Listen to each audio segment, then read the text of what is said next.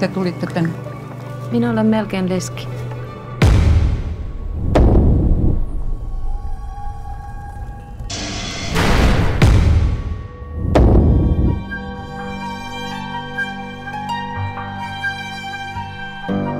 Se oli vainajan toivomus. Tulla haudatuksi juuri tänne. Ja te rakastitte hänen äitiään. Kyllä. Mutta ette poikaa. Yritin. En minä häntä jättänyt. Mutta jätitte yksin. Ellei kukaan vainoa tai rankaise sinua, niin sinä teet sen itse.